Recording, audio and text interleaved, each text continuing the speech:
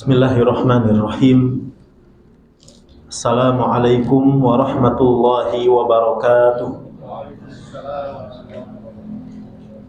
Innal hamdalillahi nahmaduhu wa nasta'inuhu wa nastaghfiruh wa na'udzu billahi min shururi anfusina wa min sayyiati a'malina. Man yahdihillahu fala mudhillalah wa man yudlil fala hadiyalah.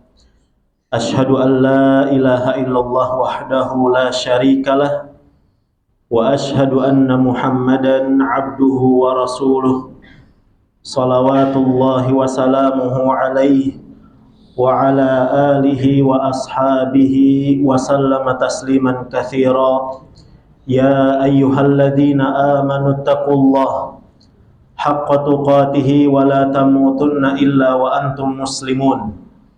Fa inna asdaqal hadithi kitabullah wa khairal hadi hadi Muhammadin sallallahu alaihi wasallam wa syarrul umuri muhdatsatuha wa kullu muhdatsatin bid'ah wa kullu bid'atin dhalalah wa kullu dhalalatin finnar. Amma ba'du, ma'asyiral muslimin wal muslimat rahimani wa rahimakumullah. Alhamdulillah, kita bersyukur memuji Allah Subhanahu wa ta'ala atas segala limpahan rahmat serta karunia yang Allah Subhanahu wa ta'ala masih berikan kepada kita sampai detik ini. Dengan izin dan kemudahan dari Allah, kita bisa kembali duduk di salah satu taman dari taman-taman surga,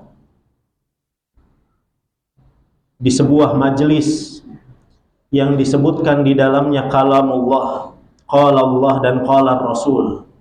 Majelis kebaikan, majelis keimanan, sebuah majelis yang insya Allah isinya adalah orang-orang yang berburu akhirat, bukan berburu dunia. Dan kita berharap mudah-mudahan Allah Subhanahu wa ta'ala memberikan kepada kita di malam hari yang berbahagia ini ilmu yang bermanfaat. Allahumma allimna ma yanfa'una wanfa'na bima 'allamtana wa zidna ilman wa amalan ya rabbal alamin. Jamaah yang dimuliakan oleh Allah, kita akan melanjutkan kajian tafsir bersama surat Quraisy yang di pertemuan sebelumnya kita sudah sampai di ayat yang kedua kalau tidak salah. Namun izinkan saya untuk sedikit mengulang dan kita sama-sama memurajaah. Mudah-mudahan ilmu itu semakin lekat dan juga ada faidah tambahan yang bisa kita ambil. Di ayat yang pertama Allah Subhanahu wa ta'ala berfirman, A'udzu billahi minasyaitonir rajim. Bismillahirrahmanirrahim. Li'ilafi Quraisy. Surat ini, kata para ulama, akan memberikan kepada kita sebuah gambaran, jamaah, tentang besarnya rahmat dan nikmat Allah Subhanahu wa ta'ala kepada para hambanya. Bukan hanya untuk orang-orang yang beriman saja, akan tetapi Allah Subhanahu wa ta'ala memberikan nikmat itu juga kepada orang-orang yang tidak beriman.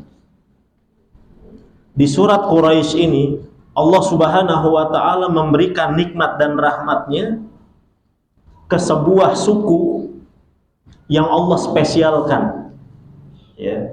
Allah menjadikan mereka itu spesial dan Allah berkehendak untuk memilih siapa saja dari hambanya yang Allah ingin spesialkan. Wa rabbuka, kata Allah Subhanahu wa ta'ala, wa rabbuka yakhluqu ma yasha'u wa yakhtar. Dan Tuhanmu, dia adalah zat yang menciptakan dan memilih apa yang dia kehendaki. Jadi Allah Subhanahu wa ta'ala sekali lagi memilih sebuah suku, suatu suku yang disebut dengan suku Quraisy, yang mereka hidup di sebuah negeri yang negeri tersebut awalnya adalah negeri yang sangat tandus, ya. Sebuah tempat yang sulit untuk seseorang itu bisa bertahan hidup. Namun karena nikmat dari Allah Subhanahu wa taala, dari satu generasi ke generasi lainnya suku ini pun bisa terus, ya, berlangsung dan sampai saat ini. Nah, jamaah yang dimuliakan oleh Allah, namun sayangnya ketika ayat ini diturunkan, Allah Subhanahu wa taala mendapati suku ini yang disebut atau dikenal dengan suku Quraisy. Mereka itu adalah orang-orang yang tidak beriman. Ya, mereka tidak beriman awalnya.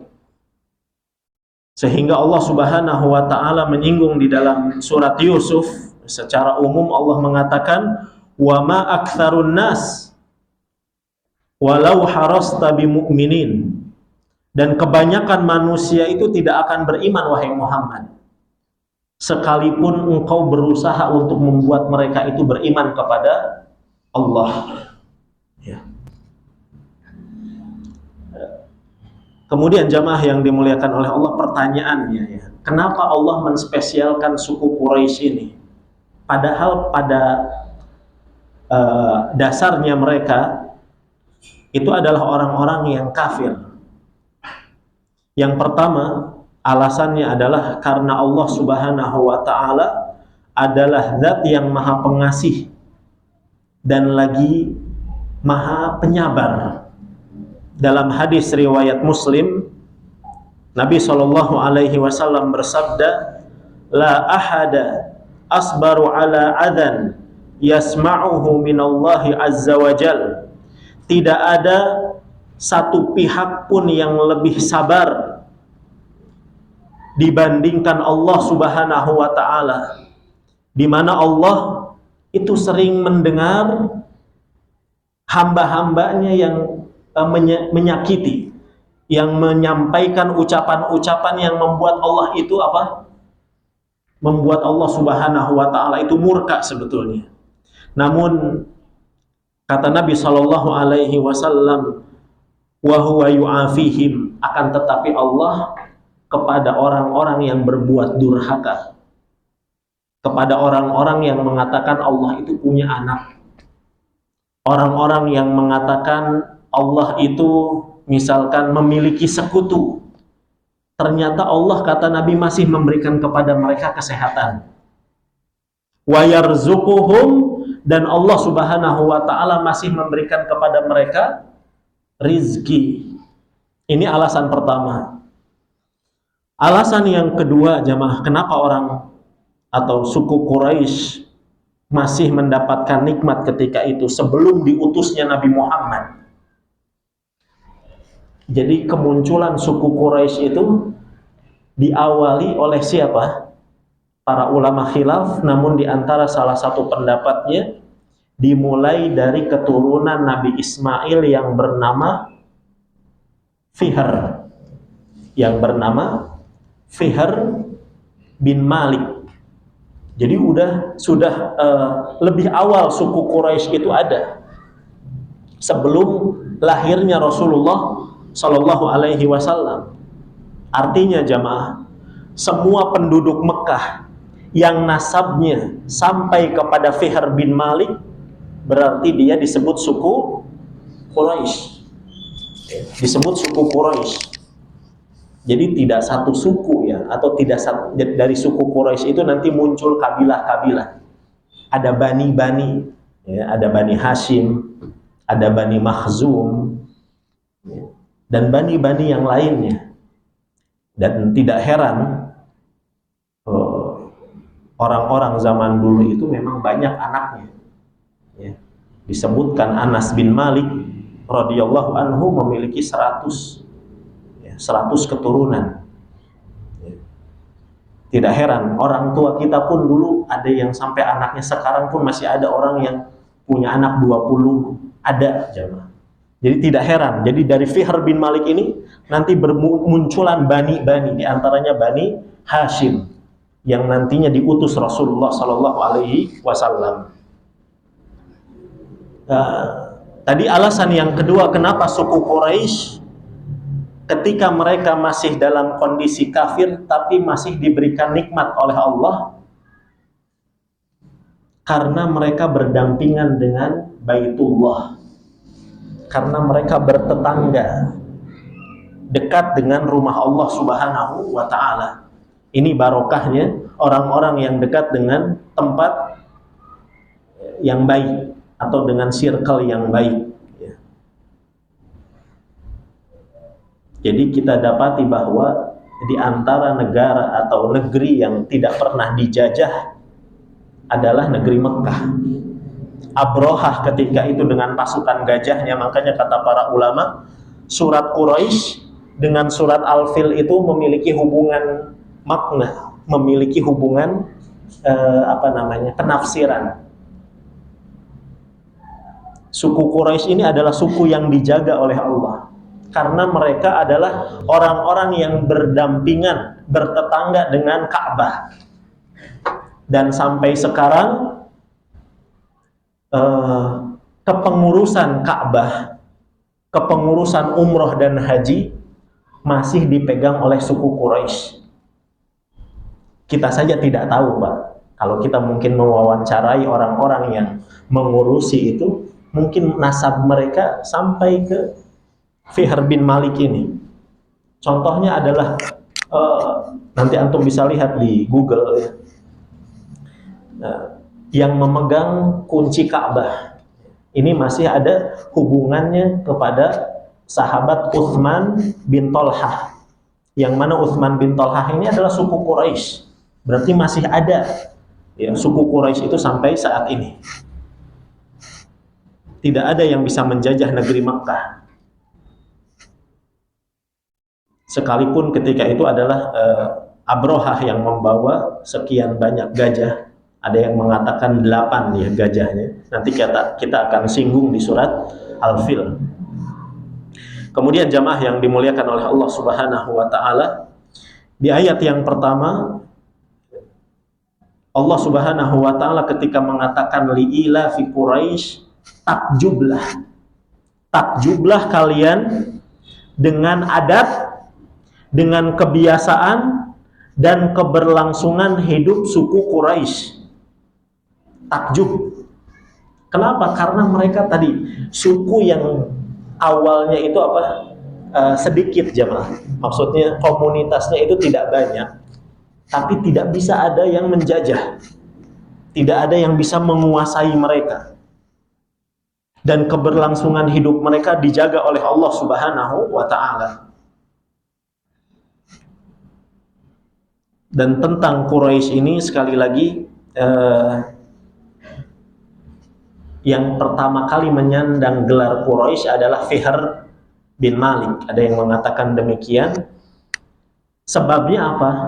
Sebabnya adalah sebagian ulama mengatakan karena suku Quraisy, Fihr bin Malik ini dan anak keturunannya, mereka hobinya atau profesinya adalah berdagang.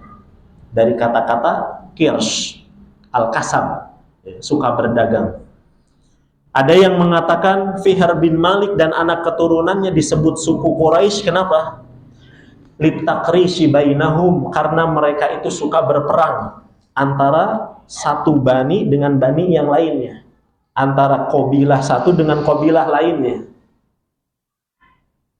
Makanya kita kenal jamaah bahwa orang-orang Arab ya, bukan hanya suku Quraisy saja, terkenal dengan asobiyah. Apa asobiyah itu, Pak? Fanatisme, fanatik dengan golongannya. Ya ada mungkin rumor ya yang kita dengar mungkin di Indonesia juga, kalau keturunan Arab harus nikah dengan Arab juga, sampai mereka seperti itu ingin mempertahankan kesukuan mereka. Wallahu a'lam ya. Ada juga orang Arab yang nikah dengan selain Arab, ada.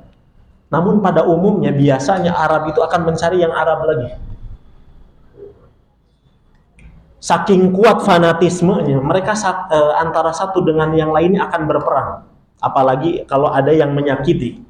Ya, makanya kata Nabi SAW, di dalam khutbah Hajjatul Wada, dalam khutbah haji wada, haji perpisahan, kata beliau sallallahu alaihi wasallam, awwalu damin, darah permusuhan, dendam kesumat yang pertama saya hilangkan adalah darahnya Ibnu Rabi'ah Ibn Harith.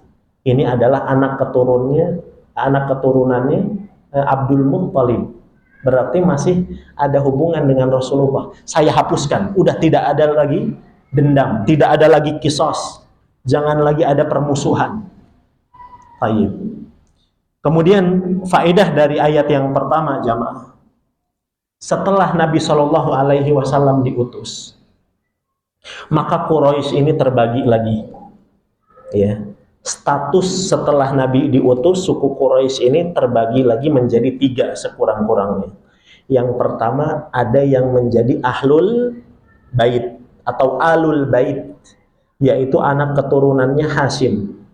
Hashim ke bawah, maka itu disebutnya dengan ahlul bait, yang mereka haram untuk memakan sedekah. Ya, mereka haram untuk memakan sedekah. Kemudian Quraisy yang kedua, setelah diutusnya Rasulullah, ada yang mereka digolongkan kepada, kalau ahlul bait berarti mereka itu keluarga Nabi sekaligus sahabat, seperti Ali bin Abi Thalib radhiyallahu anhu, kemudian juga Abbas, ya, dan putranya yaitu Abdullah bin Abbas. Ini ahlul bait, Pak. Ada yang statusnya itu hanya sahabat saja, dia tidak tergolong ahlul bait, tapi ini sahabat yang Quraisy. Contohnya siapa? Banyak. Abu Bakar. Semua khalifah itu pasti dari Quraisy. Ini keutamaannya suku Quraisy. Dari mulai Abu Bakar, kemudian siapa lagi, Pak? Umar, Utsman, Ali. Setelah Ali siapa? Hasan, Husain. Itu semua kekhalifahan akan dipegang oleh suku Quraisy. Bahkan nanti di akhir zaman ada siapa, Pak? Imam Mahdi, itu pun dari Quraisy, dari jalurnya Hasan, ya. Tidak seperti, kalau tidak salah keyakinannya orang Syiah, katanya imam yang mereka tunggu-tunggu itu jalurnya dari Husain. Sedangkan yang benar, yang kita tunggu Imam Mahdi itu dari jalurnya Hasan. Wallahu a'lam. Kemudian jamaah yang dimuliakan oleh Allah, kita beranjak ke ayat yang kedua. Ila fihim, tradisi, ya, keberlangsungan hidup orang-orang Quraisy, mereka itu bagaimana mempertahankan hidupnya mereka. Takjublah, kata Allah, keberlangsungan hidup mereka, adat istiadat mereka itu melakukan rihlah, melakukan perjalanan panjang di musim syita, musim dingin, dan di musim shaif, di musim panas. Ustadz, kita harus takjub dari sisi mana? Jamaah, untuk melakukan rihlat syita wa shaif ini bukan orang sembarangan, ya. Istimewanya orang suku Quraisy, mereka memiliki fisik yang kuat, ya, memiliki fisik yang kuat. Karena di musim panas, musim dingin, mereka akan berjalan ke arah kemana, jemaah?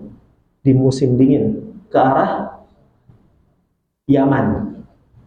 Sedangkan di musim panas mereka akan berjalan ke arah kota Syam. Setahun 2 kali. Maksudnya dalam setahun itu mereka akan ke Yaman dan akan ke Syam. Jaraknya ini yang harus kita takjub. Dan ketika itu kendaraan sangat terbatas. Normalnya dengan onta atau kuda.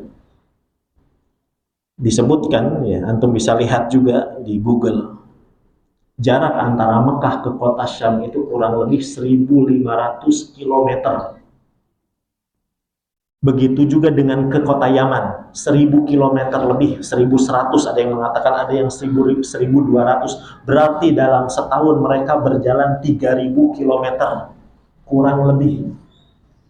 Siapa yang bisa melakukan ini? Kalau bukan orang-orang yang diberikan nikmat oleh Allah Subhanahu wa ta'ala. Allah sengaja seakan-akan sedang menyindir suku Quraisy, berimanlah kalian. Kalian itu sudah diberikan keistimewaan. Kalian itu diberikan fisik yang kuat, yang sehat.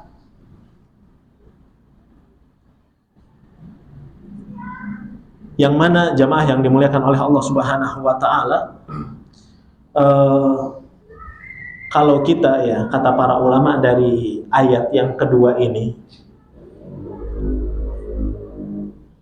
Allah Subhanahu wa ta'ala ingin mengajak suku Quraisy atau juga kita semua untuk mengingat-ingat nikmat Allah. Jadi kalau kita ingin menjadi seorang hamba yang pandai bersyukur, yang ingin sadar dengan nilai sebuah nikmat, ingat-ingatlah masa lalu kita. Ingat-ingat masa lalu kita. Sebelum nikmat demi nikmat itu datang menghampiri kehidupan kita saat ini, ingat-ingat dulu tuh kita punya motor Matic aja nggak punya. Kita kan motor aja nggak punya. Coba diingat-ingat. Ini Allah Subhanahu wa ta'ala mengajak suku Quraisy, ingat-ingatlah wahai suku Quraisy. Dulu, ya, kamu itu harus berjalan ke kota Syam, harus berjalan ke kota Yaman. Begitu juga dengan kita, jamaah. Baik. Dan nikmat sehat ini. Jadi di ayat yang kedua ada isyarat tentang nikmat Allah yang begitu besar. Nikmat apa tadi? Nikmat sehat. Yang ini kata para ulama adalah modal utama. Modal utama untuk seseorang bisa beribadah. Makanya setelah ayat yang kedua ini perintahnya apa? Falyabudu. Setelah kalian mendapatkan fisik yang sehat, yang kalian bisa jalan ke sana dan ke sini, sembahlah Allah.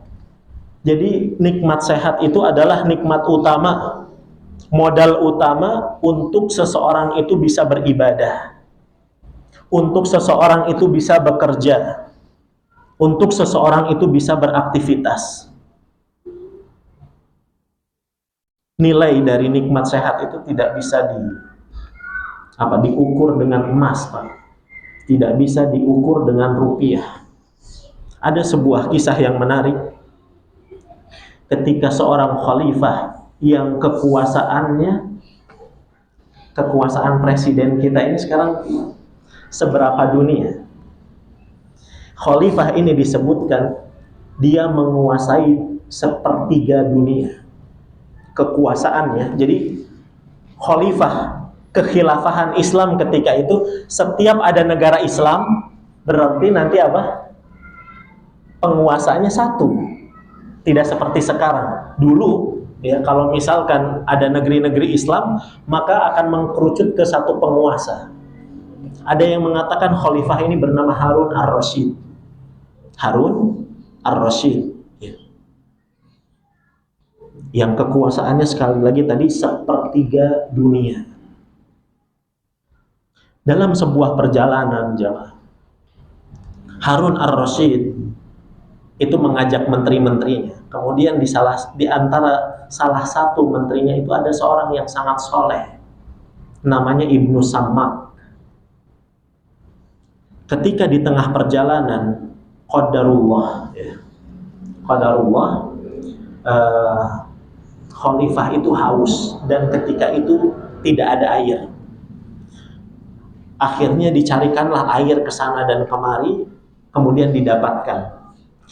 Ketika khalifah itu sudah ingin meminum air, kata Ibnu Sammak, ya, kata dia, ala rislika ya Amirul Mukminin.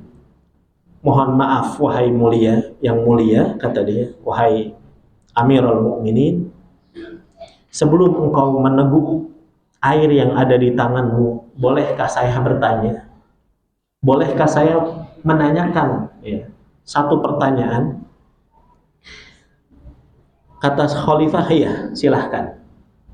Seandainya wahai khalifah, engkau mendapatkan penyakit, mendapatkan musibah, yang karena penyakit tersebut engkau tidak bisa minum dengan mulutmu, engkau tidak bisa minum pokoknya. Apakah engkau bersedia untuk menyerahkan setengah dari kekuasaanmu, sepertiga dunia tadi dibelah jadi dua, dijual untuk menyembuhkan penyakitmu? Apa kata khalifah? Ya, saya mau. Yang penting saya bisa minum. Ya. Kemudian kata Ibnu Samak, isyrab, silahkan minum wahai yang mulia. Setelah Khalifah Harun ar-Rasyid ini setelah minum, kemudian kata Ibnu Samak, izinkan saya untuk bertanya lagi. Wahai Khalifah Amirul Mukminin, seandainya setelah engkau tadi sembuh, Allah Subhanahu wa ta'ala menimpakan penyakit yang kedua, penyakit yang lain, yang dengan penyakit tersebut air yang tadi engkau minum tidak akan pernah bisa keluar. Susah antum buang angin, buang air, ya. Kecuali engkau harus mengorbankan setengah kerajaanmu yang lain. Apakah engkau bersedia? Kata Khalifah, iya saya bersedia. Kemudian kata Ibnu Samak, wahai Khalifah, ternyata ya seluruh kekuasaanmu itu nilainya hanya sama dengan segelas air. Nikmat sehat, jemaah. Nikmat sehat. Ini nikmat yang sering kita lupakan, ya. Makanya ketika kita keluar dari WC, bacaannya apa, jemaah? Gufronaka. Apa hubungan keluar dari WC habis buang kotoran kok kita minta ampun? Gufronaka itu artinya apa? Ampunanmu ya Allah. Apa hubungannya? Habis buang kotoran kok minta ampun? Kata para ulama, diantaranya Syekh bin Baz rahimahullahu ta'ala, kata beliau, karena ketika kita sudah buang hajat, buang air kecil atau buang air besar, kita suka lupa bahwa buang air tersebut adalah nikmat, adalah sebuah nikmat yang kita tidak pandai mensyukurinya. Ya, ini jamaah kufurnya manusia, jeleknya manusia, suka lupa dengan nikmat Allah Subhanahu wa ta'ala. Dan nikmat-nikmat sehat lainnya, ya, bukan hanya berkaitan dengan pencernaan saja, tapi nikmat mata, nikmat pandangan. Oleh karenanya kata sebagian ulama, idza aradta an ta'rif nikmatallahi 'alaik faghmid 'ainaika. Kalau engkau ingin mengetahui nilai dari nikmat Allah yang Allah berikan kepadamu, coba pejamkan sesaat matamu. Bayangkan Pak, kalau nikmat pandangan ini hilang, pejamkan, kata para ulama, ya, supaya kita sadar bahwa nikmat sehat ini sangatlah mahal, ya, sangat berharga. Kemudian jamaah yang dimuliakan oleh Allah, faedah yang terakhir dari ayat yang kedua, profesinya apa ini? Profesinya orang Quraisy dari ayat yang kedua ini berdagang. Nah, kata para ulama, dalam berdagang untuk sukses itu ada dua tips, ada dua cara untuk mendapatkan kesuksesan. Ada yang berkaitan dengan perkara dunia, sebab-sebab duniawi. Dan ada kesuksesan itu kita harus mengambil sebab-sebab agama, sebab-sebab syar'i. Yang diambil oleh suku Quraisy ini sebab apa? Sebab dunia, sebab duniawi. Jadi suku Quraisy itu menyesuaikan musim. Ketika mereka ingin berjualan atau ingin melakukan jual beli, mereka menyesuaikan dengan musim. Dari Yaman itu nanti ke Mekah mereka bawa apa Pak biasanya? Bawa kain. Yaman itu terkenal dengan kainnya dulu, ya. Oleh karenanya kita ingat di kajian bab jenazah kemarin, kain kafannya Rasulullah didatangkan dari mana? Dari Yaman. Dari Yaman. Kalau mereka pulang dari kota Syam, mereka akan bawa apa? Untuk dijual di Mekah. Dari Mekahnya nanti mereka bawa lagi apa sesuatu. Dari Syam untuk dibawa ke Mekah mereka bawa buah. Buah apa yang terkenal ketika itu yang tidak didapati kecuali dari kota Syam? Buah tin. Makanya Allah bersumpah di dalam surat At-Tin, wat-tini wazaitun. Kenapa Pak? Buah tin ini dulu tidak bisa tumbuh kecuali di tanah Syam. Jadi orang Quraisy mengambil sebab duniawi, menyesuaikan musim. Kalau kita misalkan di Indonesia melihat minat konsumen gitu Pak. Di Ciracas ini kalau saya jualan misalkan ayam geprek, wah kayaknya laku nih, antum jualan lah. Nanti mungkin musim berikutnya antum akan berinovasi lagi. Sepertinya ini sedang musim apa namanya? Musim panas, antum berjualan es apa. Jadi ini sebab-sebab duniawi, menyesuaikan musim atau menyesuaikan minat konsumen.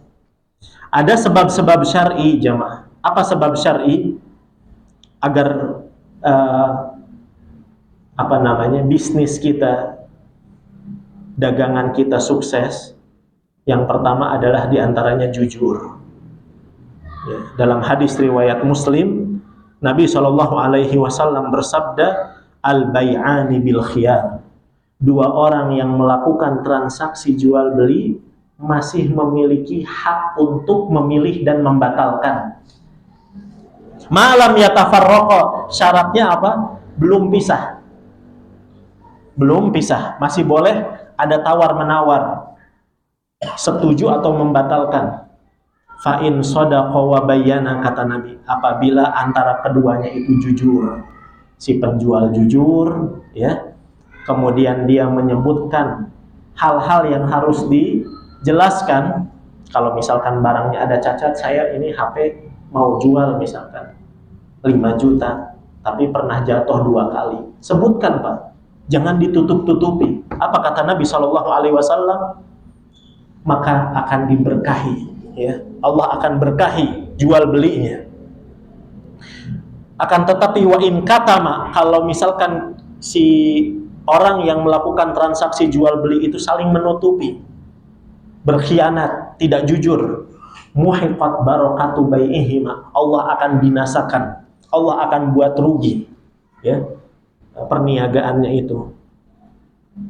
Kemudian sebab syar'i yang lainnya, jangan melakukan transaksi riba atau gharar. Kemudian di antara sebab syar'i yang lainnya, perhatikan tempat. Jangan berjualan di masjid. Ya. Nabi SAW bersabda, apabila kalian melihat ada orang yang berjualan di masjid, katakan kepada dia, doakan. Kalau bahasa kasarnya, sumpahin. La arbahallahu tijarata. Mudah-mudahan Allah tidak memberkahi daganganmu. Ya. Baik. Ini ayat yang kedua. Kita beralih ke ayat yang ketiga jemaah. Allah Subhanahu wa taala berfirman, "Falyabudu rabb hadzal bait." Maka sembahlah setelah kalian diberikan nikmat sehat. Maka sembahlah Allah, Rabb, dia adalah pencipta, pemilik dan pengatur Ka'bah ini. Pemilik Ka'bah. Makanya ketika nanti Abrahah datang, kita akan bercerita di surat Al-Fil, apa kata Abdul Muttalib, kakek buyutnya Nabi, kakeknya Nabi. Kata Abdul Muttalib kepada Abrahah, serahkan onta-onta yang engkau ambil dariku, wahai Abrahah. Abrahah heran, kenapa Anda meminta onta? Kok Anda tidak ingin melarang saya untuk masuk ke kota Mekah? Apa kata Abdul Muttalib? Adapun Ka'bah, adapun kota Mekah, Rabbun yahmiha, ada pemiliknya yang akan menjaganya, bukan saya. Siapa pemiliknya? Allah Subhanahu wa ta'ala. Abdul Muttalib faham. Falyabudu, maka sembahlah Allah Subhanahu wa ta'ala yang menjadi pemilik dari Ka'bah ini. Apa faedahnya dari ayat yang ketiga? Ya. Faedah yang pertama, di antara bentuk syukur yang terbaik adalah menjadikan diri kita sebagai budak Allah. Di antara bentuk syukur terbaik adalah menjadikan diri kita sebagai budak yang menghambakan diri untuk menyembah Allah Subhanahu wa ta'ala. Syukur itu ada berapa, Pak? 3. Syukur dengan hati, syukur dengan lisan, yang paling berat adalah syukur dengan anggota badan, yaitu beribadah. Kalau dengan hati kita akan meyakini semua nikmat itu datangnya dari Allah. Ya, saya yakin Ustaz. Kemudian dengan lisan kita mengucapkan Alhamdulillah. Yang susah adalah dengan anggota badan. Dengan anggota badan. Dan ini adalah sebaik-baik syukur. Oleh karenanya Allah Subhanahu wa ta'ala perintahkan kepada Nabi Dawud dan keluarganya untuk bersyukur dengan cara yang ketiga. Kata Allah di dalam surat Saba ayat yang ke-13, i'malu ala Dawud syukra. Beribadahlah, beramallah wahai keluarga Daud, kata Allah, sebagai tanda syukur. Wa qalilum min ibadiyasy syakur. Dan sedikit hamba-hambaku itu yang bisa bersyukur. Ini faedah yang pertama. Faedah yang kedua dari ayat yang ketiga, bahwa Allah Subhanahu wa ta'ala minta kepada hambanya untuk diibadahi sebelum kita mendapatkan nikmat, ketika kita sedang mendapatkan nikmat, dan setelah kita mendapatkan nikmat. 3 jamaah. Makanya kata Allah Subhanahu wa ta'ala, wa'bud rabbaka hatta ya'tiyakal yaqin, dan sembahlah Tuhanmu sampai kematian itu datang menjemputmu. Kalau beribadah kepada Allah sebelum datangnya nikmat, untuk apa, Pak? Untuk memancing nikmat itu datang. Jadi ikhtiar itu bukan hanya antum nyalakan motor, kalau misalkan ojol ya, kemudian antum pakai helm, antum berangkat. Bukan hanya itu. Di antara bentuk ikhtiar adalah ibadah. Ya, di antara bentuk ikhtiar seorang hamba untuk menjemput rizki, jangan lupakan ibadah. Allah Subhanahu wa ta'ala berfirman di dalam surat An-Nahl ayat yang ke-97, man amila salihan min dzakarin aw untha, barang siapa yang beramal saleh baik dari kalangan laki-laki ataupun perempuan. Beramal saleh itu berarti ibadah. Wa huwa mu'min, dia beriman. Falanuhyiyannahu hayatan thayyibah, maka kami akan berikan kepada dia kehidupan yang baik. Apa itu kehidupan yang baik? Kata para ulama, di antaranya Syekh As-Sa'di, yarzuquhullahu rizqan halalan thayyiban min haitsu la yahtasib. Allah akan memberikan rizki kepada si hamba tersebut yang halal, yang thayyib, dari arah yang tidak disangka-sangka. Tadi yang kedua dan ketiga, kita beribadah kepada Allah ketika dan setelah kita mendapatkan nikmat. Tujuannya untuk apa? Supaya nikmat itu tidak hilang, supaya nikmat itu tidak dicabut oleh Allah Subhanahu wa ta'ala. Kemudian faedah yang berikutnya, faedah yang ketiga ya, kalau tidak salah, untuk ayat yang ketiga. Sudah isya atau belum, Pak? Belum.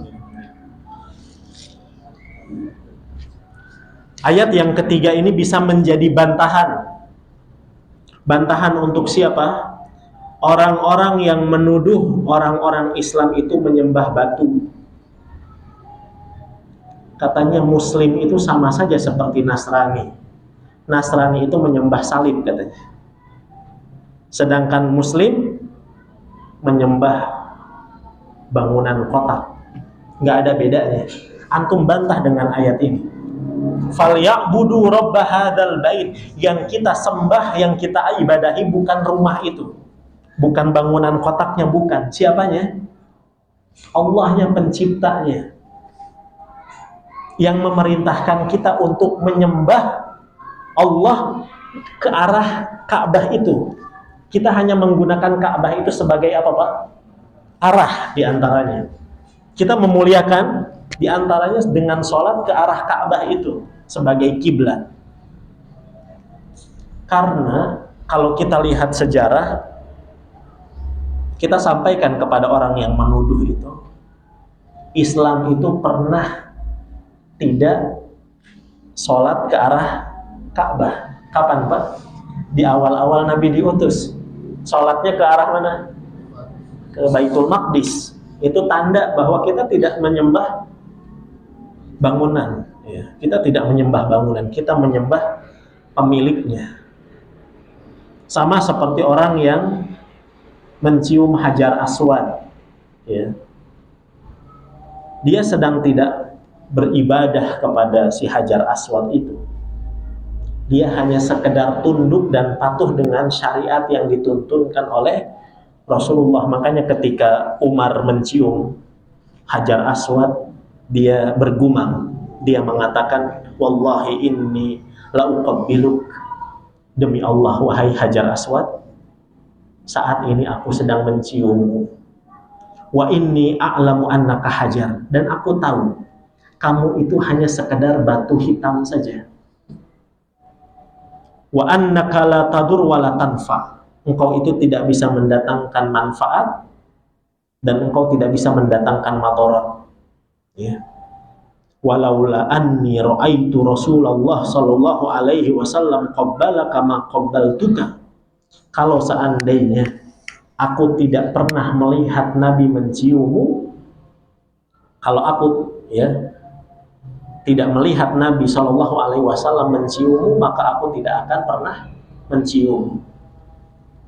Jangan berlebihan. Tayyib, jamaah yang dimuliakan oleh Allah, kita beranjak ke ayat yang keempat. Allah Subhanahu Wa Taala berfirman, Alladzi at'amahum min ju' wa amanahum min khauf. Allah Subhanahu wa Ta'ala adalah zat yang memberikan kepada mereka, kepada suku Quraisy, makanan sehingga hilanglah rasa lapar. Wa amanahum, dan dialah Allah yang memberikan rasa aman untuk orang-orang Quraisy sehingga hilanglah rasa takut. Ya. Apa faidah dari ayat yang keempat ini?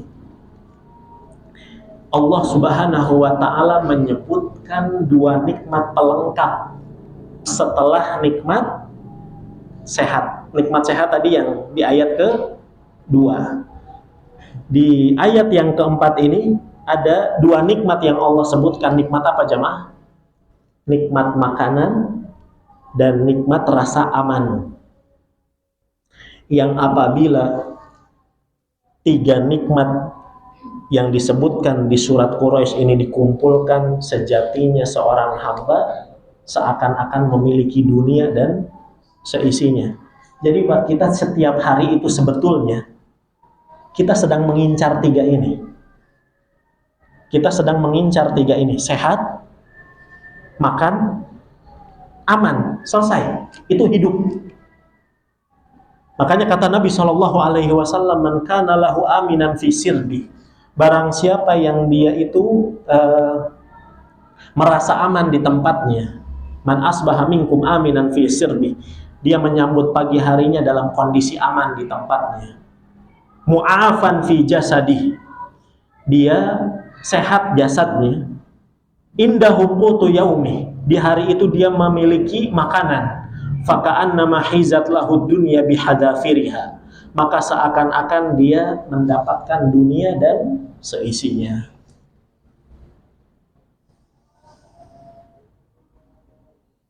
Kalau kita tidak punya nikmat sehat, Pak, pokoknya kalau salah satu dari tiga ini dicabut, kita itu seakan-akan tidak bisa merasakan nikmat sepenuhnya.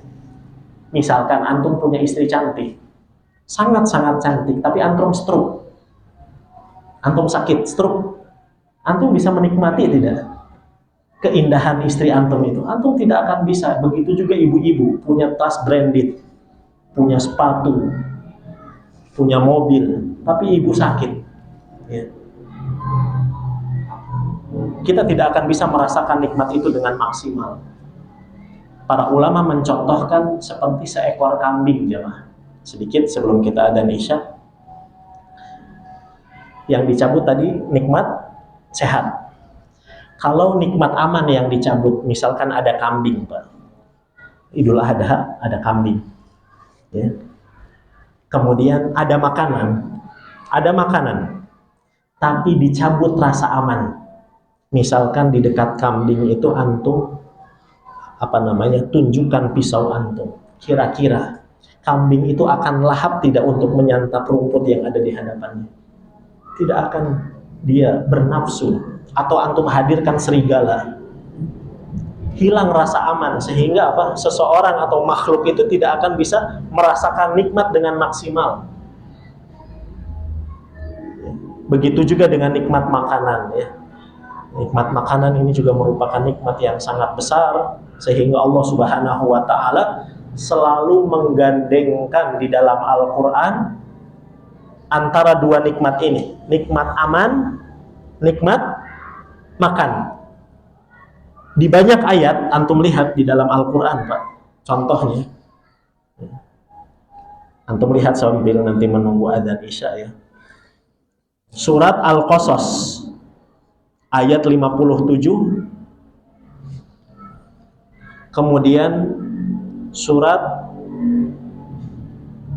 Al-Ankabut ayat 67, dan juga surat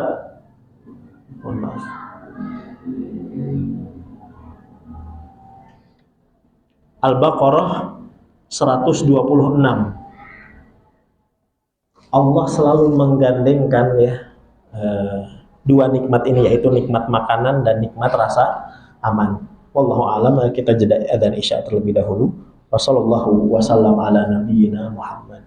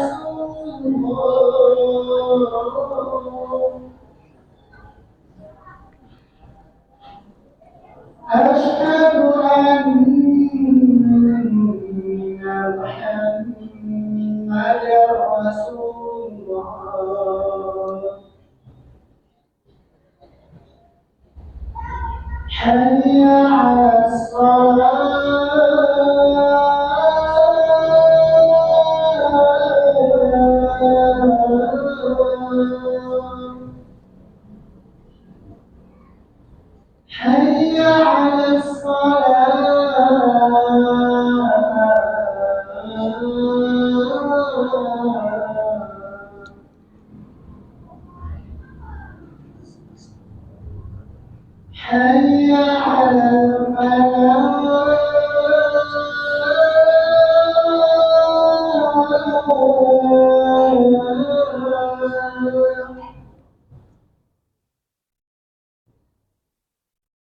حي على الفلاح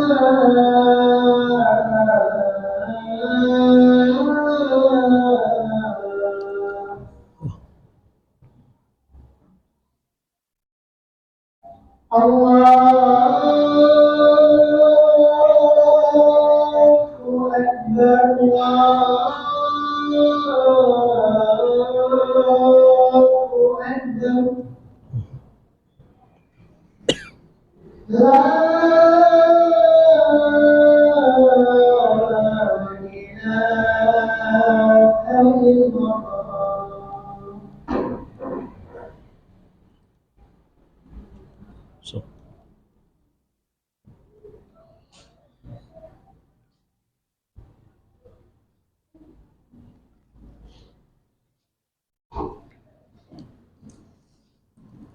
Sedikit melengkapi jamaah faedah dari ayat yang keempat.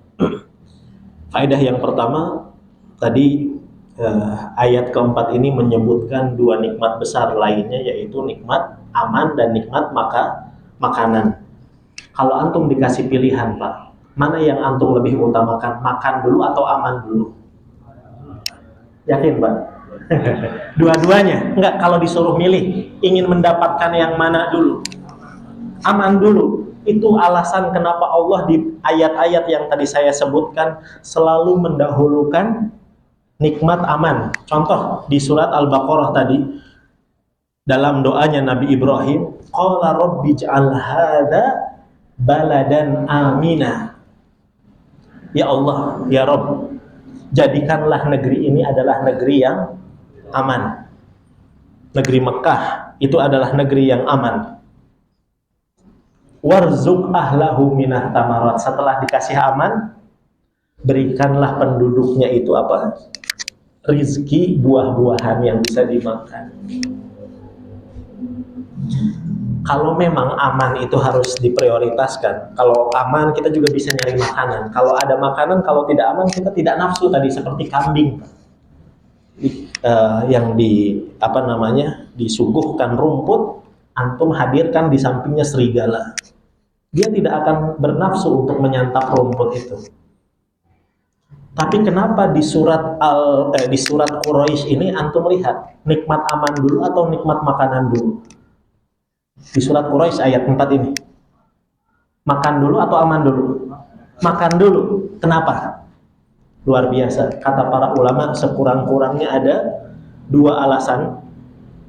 Alasan yang pertama, untuk menyesuaikan musim yang Allah sebutkan di ayat yang kedua. Urutan kata di dalam Al-Quran ini mukjizat, Pak, demi Allah. Ini bukan ucapan manusia. Ya, lihat, yang disebut di ayat yang kedua musim dingin dulu atau musim panas?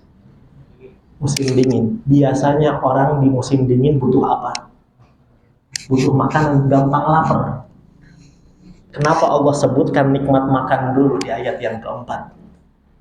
Alasan yang kedua, kata para ulama, karena letak geografis, ya.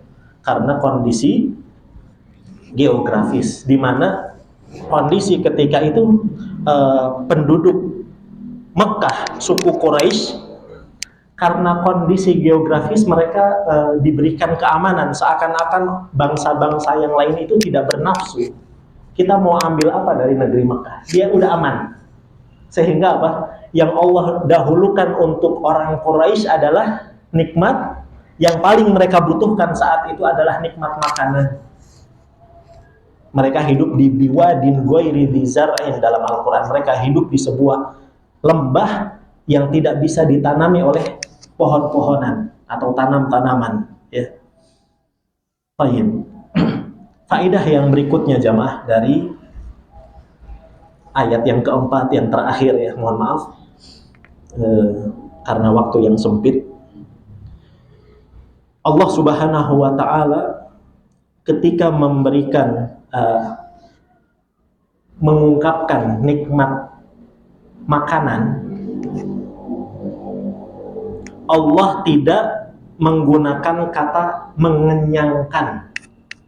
Padahal kalau dilihat dari sisi bahasa, lawan dari kata lapar itu apa? Kenyang. Lihat, ada kata lapar di ayat yang keempat. Tapi Allah Subhanahu wa taala menyebutkan alladzi at'amahum min ju'. Allah adalah zat yang memberi makan kepada mereka, bukan Allah tidak mengatakan Allah adalah zat yang memberikan kekenyangan kepada mereka sehingga hilang rasa lapar. Kenapa? Lataifnya, pesan indah dan pesan lembutnya kata para ulama, Allah Subhanahu wa taala tidak menginginkan hambanya makan berlebihan. Kenyang itu berarti tanda berlebihan, Pak. Makanya kata Allah Subhanahu wa taala, kulu washrabu wala tusrifu. Makanlah kalian dan minumlah, jangan berlebih-lebihan. Dalam hadis kata Nabi, kalau kalian harus kenyang, kalau kalian harus memang mengenyangkan perut kalian, maka berikan ruang, sepertiga untuk makan, sepertiga untuk air, sepertiga untuk udara. Cuma kan kita seringnya seluruhnya ini daging gitu ya Pak. Seluruhnya itu mendoan, seluruhnya itu martabak, nggak ada nafas. Kata Nabi SAW, sepertiga untuk makanan, sepertiga kalau kita harus kenyang, berikan itu jatahnya. Kalau kita ingin sehat. Ya. Sampai-sampai Abdullah bin Umar pernah ditanya oleh seorang tabi'in, wahai Abdullah bin Umar, ya, bagaimana engkau mendapatkan nikmat makanan? Kata Abdullah bin Umar, sungguh aku 4 bulan atau 6 bulan belum pernah merasakan yang namanya kenyang. Maksudnya saya jauh dari sifat mengenyangkan perut itu. Kenapa Pak? Kata para ulama, diantaranya Ibnul Qayyim al-Jauziyah, yang namanya kenyang itu akan memberikan madorot. Madorotnya apa? Pertama, malas beribadah. Kan Allah mintanya apa tadi di ayat yang ketiga? Beribadahlah kalian. Kalau kita kenyang, kita akan susah beribadah, susah gerak. Kedua madorotnya, akan mendatangkan penyakit jemaah. Biasanya ya, entah itu sakit perut atau penyakit-penyakit yang lainnya. Demikian mungkin yang bisa kita pelajari dari tafsir surat Quraisy. Insyaallah di pertemuan yang akan datang kita akan masuk ke surat yang baru, yaitu surat Al-Fil. Ada pertanyaan sebelum ditutup? Cukup ya Pak? Ya, silakan. Waalaikumsalam warahmatullahi wabarakatuh.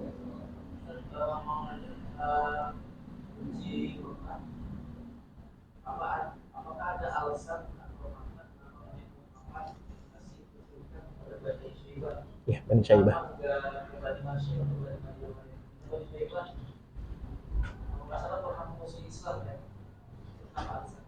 Ya. Terima kasih pertanyaannya. Wallahu alam, berkaitan dengan kenapa Nabi SAW memberikan amanah kunci Ka'bah itu ke Bani Syaibah. Utsman bin Thalhah itu dari suku atau dari Bani Syaibah. Padahal dulunya memerangi Islam. Wallahu alam, Bani Syaibah ini terkenal kuat, ya. Terkenal kuat. Makanya di antara orang yang waktu itu ngajak duel 1 lawan 1 dengan Ali bin Abi Thalib, kalau tidak salah di perang Badar atau perang Uhud,